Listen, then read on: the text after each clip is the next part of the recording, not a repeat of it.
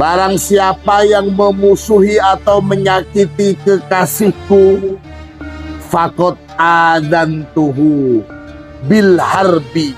Artinya sudah jelas menjadi musuh Allah. Kekasih Allah itu adalah para ahlul mahabbah. Dihina sama orang lain, ikhlas, tidak akan membalas. Dia tidak mengharap pujian orang lain, hanya mengharap ridho Allah. Mau dihina, tidak sakit hati. Mau dipuji, tidak GR. Itu kekasih Allah. Mungkin si waliullah ini, si kekasih Allah ini tidak merasa sakit hati ketika dihina. Tapi yang tidak terima itu adalah Allah. Nah ini, hadis ini merupakan backingan dari Allah untuk para kekasih Allah.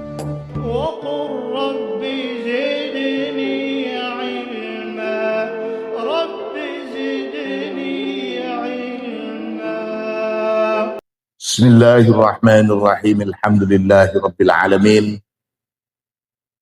Allahumma salli ala sayyidina Muhammadin al-fatihi lima ughliqa wal qatimi lima sabaqa nasiril haqqi bil haqqi wal hadi ila siratikal mustaqim wa ala alihi haqqa qadrihi wa miqdarihil azim. Rabbi syrah li sadri wa yassir li amri wahlul 'uqdatam min lisani yafqahu qawli. Amma ba'du. Anak-anakku sekalian, segenap santri Al-Munawwariyah rahimahullah.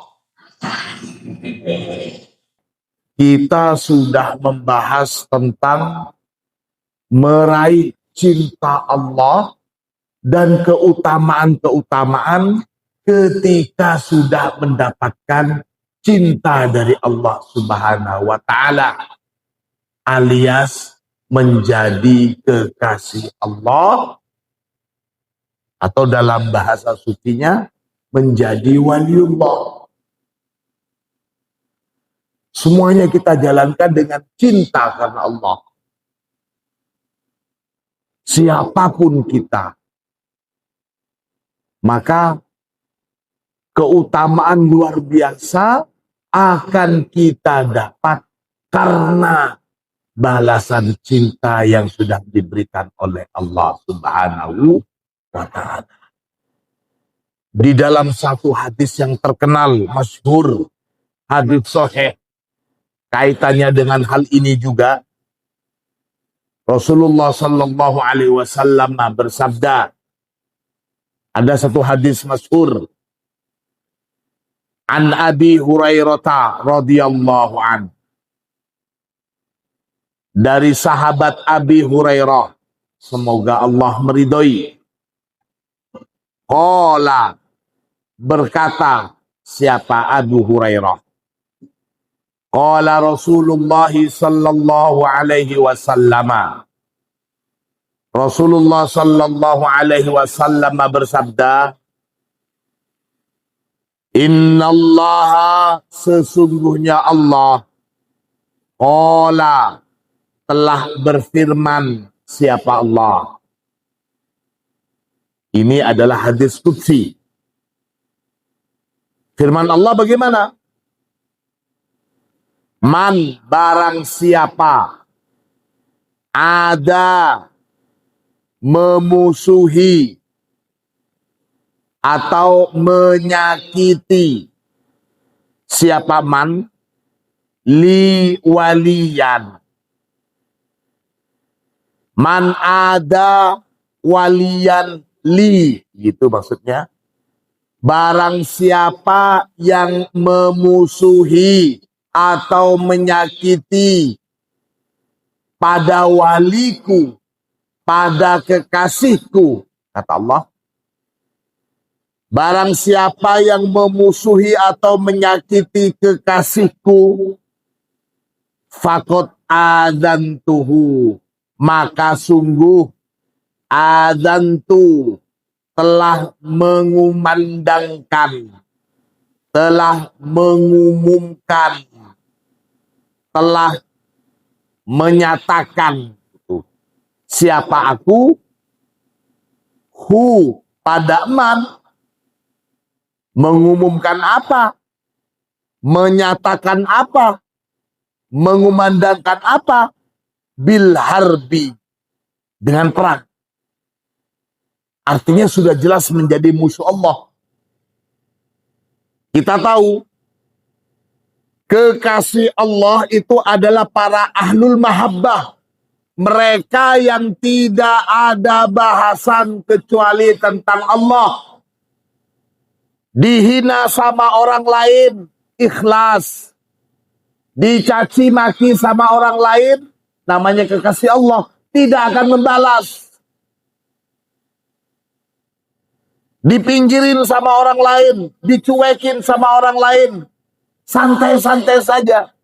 Karena yang ada di dalam pikirannya hanya Allah. Dia selalu memikirkan Allah. Dia tidak mengharap pujian orang lain. Dia hanya mengharap ridho Allah. Mau dihina, tidak sakit hati. Mau dipuji, tidak GR. Itu kasih Allah. Lantas bagaimana maksud dari menyakiti? Mungkin si waliullah ini, si kekasih Allah ini tidak merasa sakit hati ketika dihina. Tapi yang tidak terima itu adalah Allah. Namanya waliullah gak mungkin marah, namanya kekasih Allah. Iya, kekasih Allahnya tidak marah. Kekasih Allahnya hanya mengharap ridho Allah. Gak mau membalas hal-hal buruk yang dilakukan orang lain pada dia. Tapi yang tidak terima itu Allah. Sampai ditegaskan, faqad adzantuhu bil harbi. Maka saya kumandangkan baginya perang. Bahasa kita, awas ya. Yang nyakitin ini jadi musuh saya. Awas. Siapa yang menghina orang itu, musuhnya langsung, umpamanya presiden bilang. Ini presiden contohnya. Kalau ada yang macam-macam yang mutaati tentang program menteri ini, musuhnya bukan sekedar menteri, tapi saya langsung yang menjadi musuhnya. Itu contoh. Menterinya mungkin santai, tapi presidennya yang marah. Waliullahnya mungkin santai, tapi Allah yang marah. Kemarin saat sambutan di Hari Guru itu, ada bisikan, ada orang tua yang gak terima karena anaknya dimarahin oleh gurunya. Katanya si orang tua itu seorang jenderal. Lantas Prabowo bilang, siapa macam-macam mau marahin guru, mentang-mentang jenderal, bilang saya. Jadi guru itu sekarang langsung mendapatkan backingan dari Presiden Prabowo. Ada selentingan, ada jenderal yang marah sama seorang guru. Prabowo bilang, mungkin anak kalian itu yang nakal.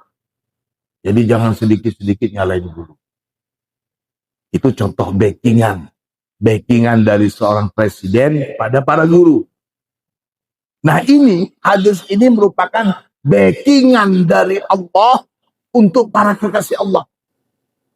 Siapa kekasih Allah itu? Siapa wali Allah? Tidak ada yang tahu siapa kekasih Allah. Tidak ada yang tahu siapa wali Allah kecuali Allah sendiri. Kalian tidak ada yang tahu. Bisa jadi 1, 2 atau siapa saja teman kalian itu yang mendapatkan cinta Allah. Karena keikhlasannya menjalankan kewajiban. Karena keikhlasannya terus. Karena keikhlasannya untuk membahagiakan orang tuanya. Padahal dia sudah enggak tah di pondok. Tapi karena ingin supaya orang tuanya terus bisa tersenyum dan bahagia. Dia jalanin hal-hal yang mungkin dia sebenarnya dalam hati kecilnya. Bukan dalam. Karena kecenderungannya pengen main-main. Dia enggak kerasa. Tapi dia tetap bertahan di pondok untuk membahagiakan orang tua. Bisa jadi hal seperti ini yang dibalas oleh Allah. Maka bisa saja teman kalian itu sudah mendapatkan predikat cinta dari Allah. Kita nggak pernah tahu.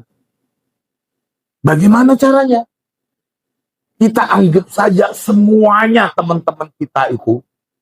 Kalian anggap saja semua teman-teman kalian itu. Kecuali diri sendiri. Semuanya teman kalian itu adalah kekasih Allah. Mau yang besar, mau yang kecil. Untuk mawas. Lebih baik salah dalam berbuat baik kepada orang lain daripada salah dalam memberikan hukuman kepada orang lain. Ini. Jadi hati-hati. Kekasih Allah itu langsung di-backing oleh Allah. Allah yang tidak terima kalau kekasihnya diutak-atik, kalau kekasihnya disakitin, kalau kekasihnya dimusuhi. Allahumma sholli ala Muhammad. Wa ma taqarraba ilayya 'abdi bi syai'in. Wa ma dan tidaklah taqarraba mendekatkan diri abdi siapa hambaku bi syai'in dengan sesuatu, maksudnya dengan beribadah, ahabba yang lebih dicintai ilayya pada saya, mimma dari apa-apa, iftaratu yang telah mewajibkan siapa aku, alaihi pada hambaku. Ini salah satu tanda orang yang bisa menjadi kekasih Allah. Dia menjalankan kewajiban di dalam ibadah. Menjalankan kewajiban-kewajiban beribadah kepada Allah dengan pelaksanaan yang betul-betul dicintai oleh Allah. Syarat-syarat dijalankan, fardu-fardunya dijalankan, tata caranya dilaksanakan sebaik mungkin. Kalau sholat, karena kewajiban sholat itu adalah kitaban mauquta. Al-Quran menyatakan, sholat itu adalah kewajiban yang berwaktu. Maksudnya apa? Ada dua hal minimal di dalam sholat itu. Kewajiban melaksanakannya dan kewajiban menjaga waktunya. Waktu subuh ada waktunya. Duhur ada waktunya. Jangan sembarangan. Logika kita mengatakan, waktunya mulai dari, umpamanya 1 jam. Ada waktu yang utama, ada waktu biasa, ada waktu makruh, ada waktu haram.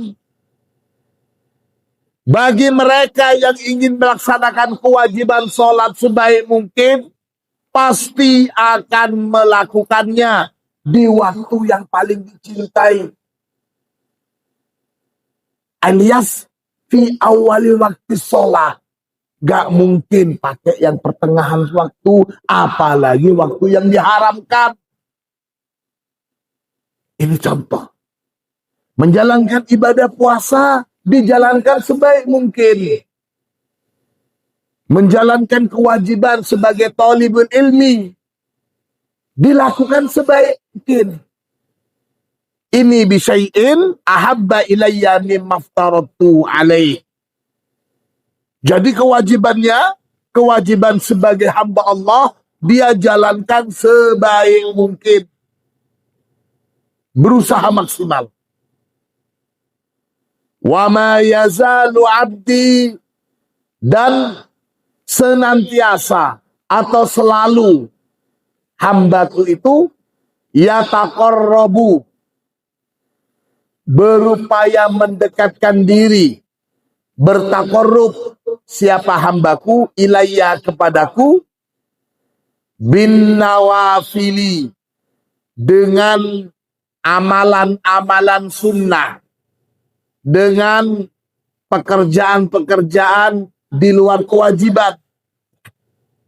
Jadi setelah menjalankan kewajibannya dengan baik dan benar, hambaku tidak cukup dengan itu saja. Dia juga senantiasa melakukan hal-hal sunat. Dia melakukan hal-hal yang dianjurkan di dalam agama, disunnatkan oleh Rasulullah. Selalu dijalankan. Sholat Isya tepat waktu. Dia menjalankan sholat rawatib, sholat sunat, qobliyah dan ba'diyah. Sholat subuh, bukan cuma sholat subuh yang dia lakukan, tapi qobliyahnya juga yang sunat dilakukan. Setelah sholat subuh, punya kewajiban ngaji sebagai seorang hafid dan hafidah. Setelah ngaji, sudah waktunya sholat duha, dia laksanakan sholat sunat duha. Jadi hambaku itu, kata Allah, bukan cuma menjalankan kewajibannya saja sebagai hamba, tapi yang sunat-sunat juga dijalankan. Ini yang dimaksud, wa ma yazalu 'abdi yataqarrabu ilayya bin nawafil. Yang wajib dilaksanakan, yang sunat juga selalu dikerjakan, hatta uhibbahu. Sampai kapan dilaksanakan? Berapa lama kewajiban dan kesunatan itu dilaksanakan? Dilaksanakan bukan sekedar kewajiban, tapi dilaksanakan karena kebutuhan. Sampai kapan? Hatta uhibbahu. Sampai aku mencintainya. Lihat, gak ada batasan waktu. Sampai aku mencintainya. Karena kalimatnya hatta uhibbahu, maka bisa saja seorang santri yang sudah niat ingin mengamalkan hadis ini, dia jalankan kewajiban-kewajibannya dengan baik, kemudian ditambah dengan amalan-amalan sunat, baru niat sekarang, kemudian besok pagi ternyata sudah mendapatkan cinta dari Allah. Itu semuanya hak prerogatif Allah. Baru sehari menjalankan amalan dari hadis ini, langsung mendapatkan cinta dari Allah. Atau mungkin ada yang dia bertekad menjadi kekasih Allah dengan cara mengamalkan hadis ini. Sehari, 2 hari, seminggu setelah mengamalkan hadis ini, menjadi kekasih Allah. Jadi ada yang sehari, ada yang seminggu, atau dia menjalankan amalan ini bertahun-tahun. Bertahun-tahun umpamanya belum diberikan cinta oleh Allah. Itu semuanya hak Allah. Di sini kalimatnya hatta uhibbahu. Jadi tidak ada batasan waktu. Karena tidak ada batasan waktu, bisa cepat, bisa juga lambat atau lama. Jadi itu kalimat di dalam hadis ini, tidak ada batasan waktu sampai mendapatkan cinta Allah. Hatta uhibbahu. Mudah-mudahan kita segera menjadi si Allah. Mudah-mudahan Allah segera memberikan cintanya kepada seluruh Al-Munawwariyah. Yang males-males bisa menjadi rajin. Yang hafalannya sulit, mudah-mudahan dimudahkan oleh Allah. Yang kalau ngaji suka terlambat, mudah-mudahan bisa diberikan kemudahan untuk bisa tepat waktu. Itu hatta uhibbahu.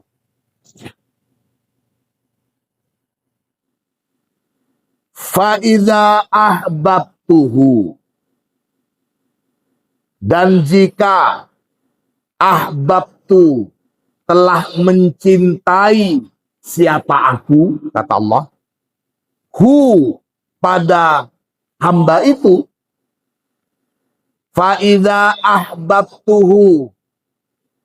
Maka jika telah mencintai siapa aku pada sang hamba itu, kalau Allah sudah mencintai seorang hamba, kuntu sam'ahu, kuntu maka menjadi siapa aku, kuntu menjadi siapa aku, sam'ahu, pada pendengarannya,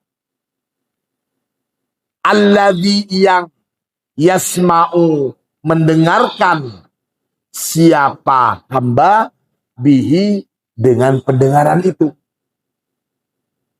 Kalau Allah sudah menjadi kekasih seorang hamba, maka sang hamba itu dia mendengar dengan pendengaran Allah.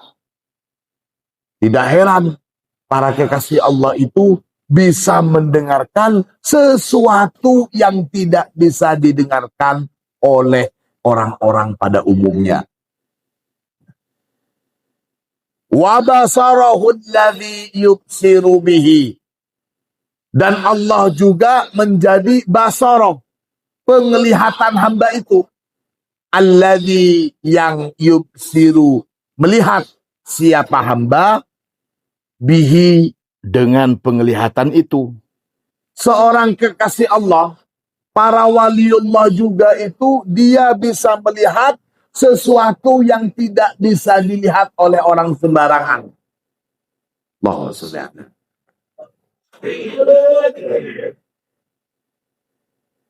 Wa yadahu allati yabtishu biha, Allah juga menjadi tangannya hamba itu, allati yang yabtishu, menggenggam siapa hamba, biha, dengan tangan itu. Warijlahu, dan Allah juga menjadi kakinya hamba itu, allati yang yamsi, berjalan siapa hamba, biha, dengan kaki tersebut. Orang kalau sudah menjadi kekasih Allah itu, dia bisa mendengar, dia bisa melihat, dia bisa menggunakan tangannya, dia bisa menggunakan kakinya, bukan dengan kekuatan dirinya, tapi sudah langsung dari kekuatan Allah Subhanahu wa ta'ala. Mendapatkan kekuatan dari Allah Subhanahu wa ta'ala. Di sini sudah masuk pada tajalli Allah. Kita sering mendengar kalau datang ke wali ini, dia itu sudah mengetahui niat kedatangan seseorang. Sudah bisa membaca, sudah bisa didengar apa maunya. Istilahnya keretakan apa? Bisikan atau keinginan hati seorang yang bertamu kepada waliullah, tidak jarang waliullah itu sudah tahu. Itu salah satu fadilah atau keutamaan yang diberikan oleh Allah kepada para kekasihnya.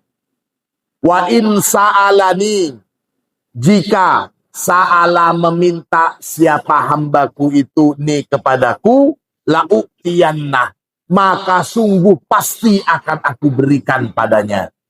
Wala inista'adzani, dan kalau si hambaku itu memohon pertolongan kepadaku, lau'idanna, maka sungguh pasti aku akan memberikan pertolongan dan melindungi hambaku itu. Allahumma sholli ala Muhammad. Itu anak-anakku sekalian. Jadi sekali lagi, menjadi kekasih Allah itu harus menjadi keinginan, harapan, serta cita-cita seluruh umat Islam. Menjadi kekasih Allah tidak harus menjadi seorang yang umpamanya kiai atau ulama, tidak. Kita bisa menjadi kekasih Allah. Kalian bisa menjadi kekasih Allah dengan cara yang utama adalah saling mencintai pada sesama. Mencintai sesama karena Allah,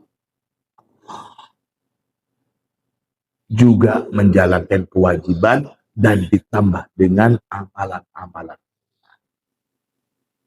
Apapun profesi kalian, apapun nanti tugas kalian di masyarakat, semuanya bisa untuk mendapatkan atau meraih derajat si Allah. Amin Allahumma. Pun, sekarang kita teruskan ayat selanjutnya. A'udzu billahi minasy syaithanir rajim. Bismillahirrahmanirrahim. إذ تبرأ الذين اتبعوا من الذين اتبعوا ورأوا العذاب وتقطعت بهم الأسباب. إذ تبرأ, ingatlah ketika tabarra'a, berlepas tangan, berlepas diri, melepaskan tanggung jawab, gitu. Idz tabarra'a, ingatlah ketika melepaskan diri, melepaskan tangan. Alladzina tubi'u, siapa orang-orang uttubi'u, yang diikuti. Siapa alladzina? Idz tabarra'a alladzina tubi'u, ingatlah ketika melepaskan tangan, melepaskan tanggung jawab. Alladzina tubi'u, siapa orang-orang yang diikutin. Lepas tangan dari apa? Minalladzina taba'u, dari orang-orang yang mengikuti.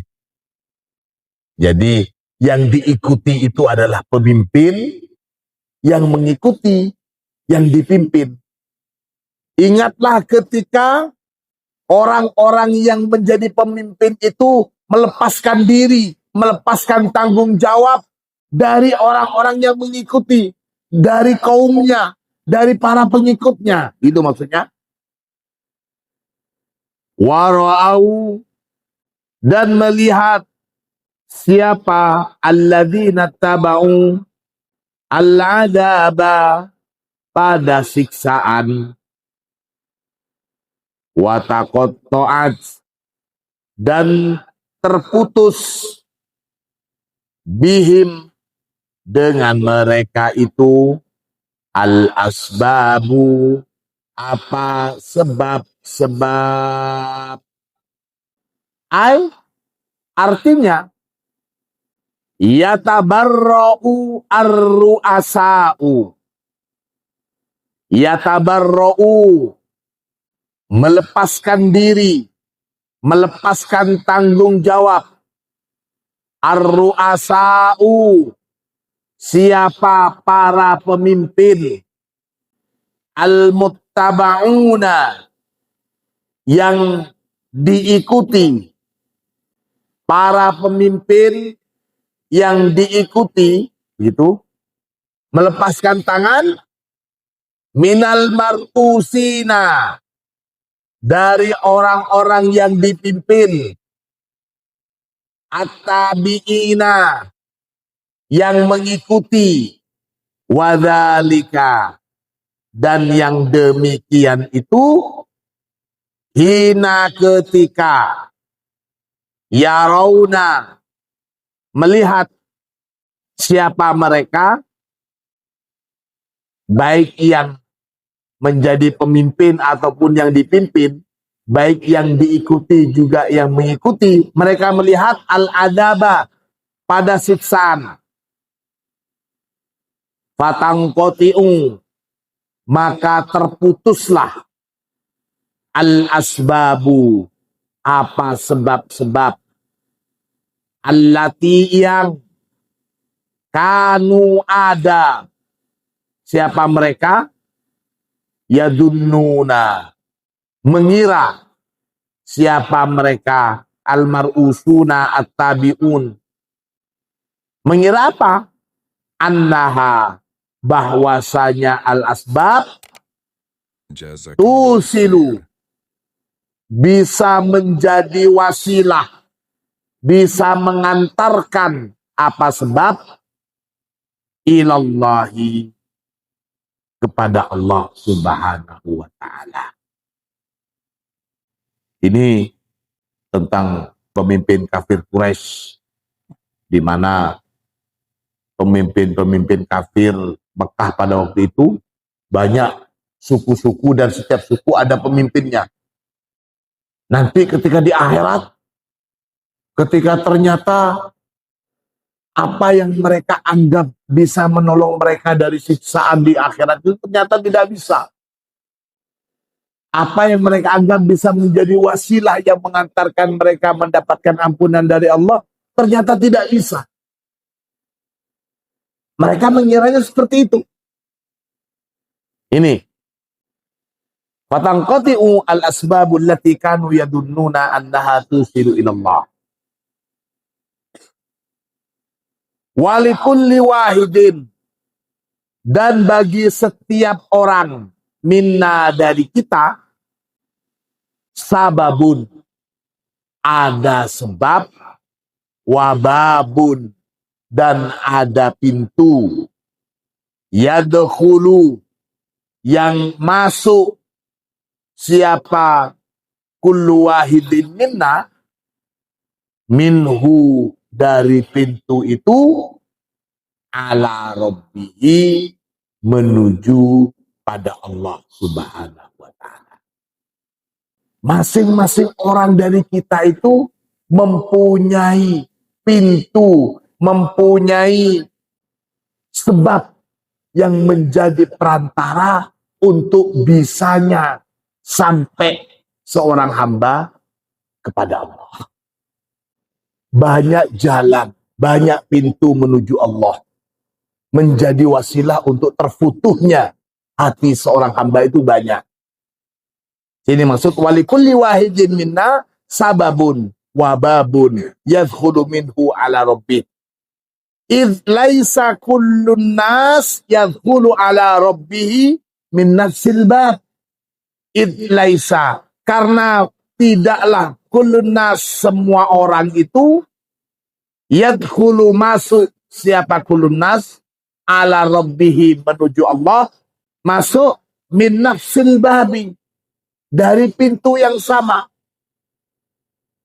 Ada orang yang menjadi waliullah karena ketaatannya beribadah. Ada orang yang menjadi kekasih Allah karena ketulusannya mencintai sesama, hatinya bersih, tidak mudah sakit hati. Ada orang yang terfutuh menjadi kekasih Allah karena ilmunya. Dia ikhlas ngaji, dia ikhlas ngajarin, dia ikhlas mengajarkan karena Allah. Jadi tidak harus semuanya itu menjadi kekasih Allah, mendapatkan kefutuhan dari satu pintu yang sama. Tidak, banyak pintu menuju kefutuhan, menuju Allah. Faminhum, maka di antara mereka yang menjadi kekasih Allah, man, terdapat orang, yaftahu, yang memberikan kefutuhan, Allahu, siapa Allah, lahu, bagi man, fisyami, di dalam ibadah puasanya. Ada orang yang mendapatkan kefutuhan dari Allah karena dia itu rajin puasa. Bahkan saking rajinnya puasa, dia kemudian melakukan puasa, umpamanya ad-dahr. Puasa yang setiap hari puasa. Tidak ada hari tanpa puasa. Boleh, silakan. Tapi itu berat. Kalau kalian sebagai santri, banyak tugasnya, sebagai pelajar, banyak kegiatannya, saya sarankan nggak usah ngambil amalan yang ini. Kalian masa pertumbuhan. Kalau mau puasa ya puasa Senin Kemis saja nggak apa-apa, itu sudah paling luar biasa lah untuk santri seusia kalian ini. Karena kalian masa pertumbuhan. Gak usah sampai santri, kenapa kamu puasa? Kalau siang gak pernah makan, puasa sepanjang hari. Jadi makannya malam saja. Ada seperti itu banyak. Tapi saran saya gak usah. Wa minhum, dan ada di kalangan mereka para kekasih Allah, may yuftahu lahu fil ilmi. Orang yang mendapatkan kefutuhan, man yuftahu lahu fil ilmi, orang yang difutuh oleh Allah fil ilmi, dalam urusan ilmu. Maksudnya dia menuntut ilmu dan mengajarkan ilmu, sibuk dengan keilmuan. Nah ini kalian santri, pelajar, bisa mendapatkan kefutuhan, bisa mendapatkan cinta Allah dengan ini, fil ilmi. Wa minhu, dan ada di kalangan mereka para waliullah itu, mereka dicintai oleh Allah, mendapatkan kefutuhan Allah fi i'anatil khalqi, dalam urusan dia suka membantu makhluk, suka membantu sesama, membantunya tanpa riya, tanpa keinginan apa-apa, tanpa pamrih, lillahi ta'ala. Ada temennya yang waktunya sholat belum bangun, dibangunin.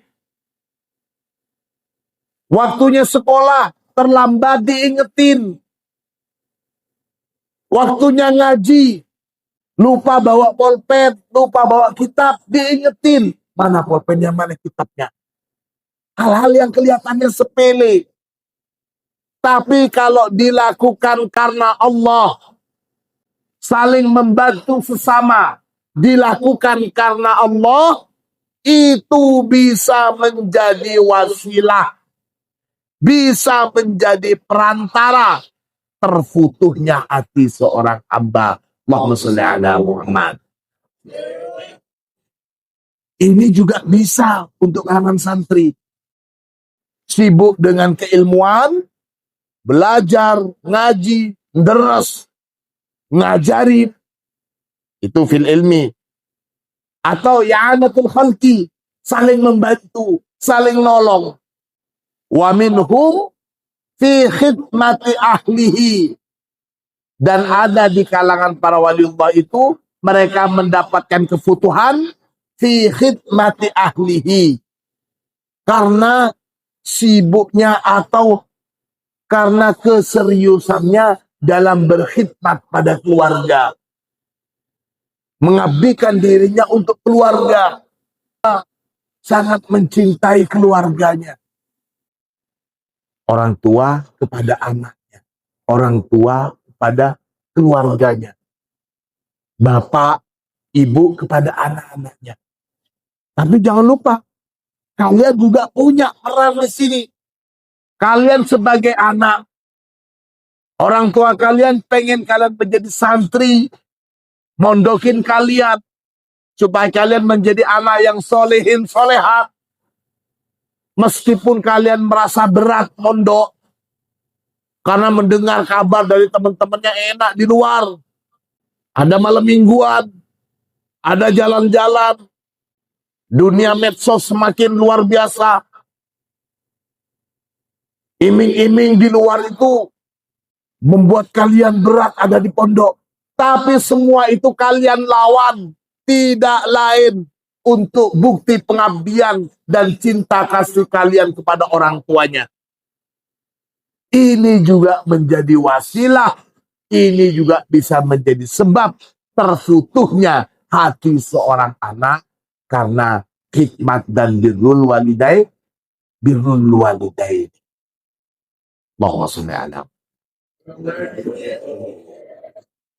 Fahadihi Maka adapun yang disebutkan tadi itu, asyam, al-ilmu, i'anatul khalqi, dan khidmatu ahli, asbabun, ialah sebab-sebab la tangkotiu, yang tidak akan terputus abadan selamanya. Idza kanat, idza ketika kanat ada apa sebab-sebab itu, lillahi, ialah untuk Allah atau karena Allah, wabillahi, dan dengan puasa karena Allah, bukan puasa karena diet. Menjalankan amalan puasa karena mengharapkan ridho Allah, bukan menjalankan puasa supaya sakti bisa terbang. Itu bukan karena Allah. Kenapa kamu puasa? Lumayan puasa sehari, kurang 3 on berat badan saya. Bukan karena Allah itu. Belajar, deres, sekolah karena Allah. Bukan ke sekolah karena dioprai caca-caca atau mbak-mbak. Sebenarnya males, tapi karena di asrama dioprain, ya udah lanjut tidur di kelas. Terus ngafalin semata-mata karena Allah, mewakufkan dirinya untuk Al-Quran, menjadi santri Al-Quran lillahi ta'ala, bukan karena, sekali lagi, bukan karena ingin dipandang orang hebat. Apalagi seorang hafidoh. Seorang hafid dan hafidoh itu harus semakin melatih hati. Karena kalian adalah penjaga kalamullah, menjaga firman-firman Allah. Maka kalian utamakan, dan menjadi sesuatu yang wajib bagi kalian adalah juga menjaga lisan. Hati-hati, jangan suka mengucapkan kata-kata kotor, kata-kata jorok. Karena dari lisan kalian itu akan sering terlafazkan firman-firman Allah, kalamullah. Ini yang harus diperhatikan oleh seluruh santri sebagai hafid dan hafidatul.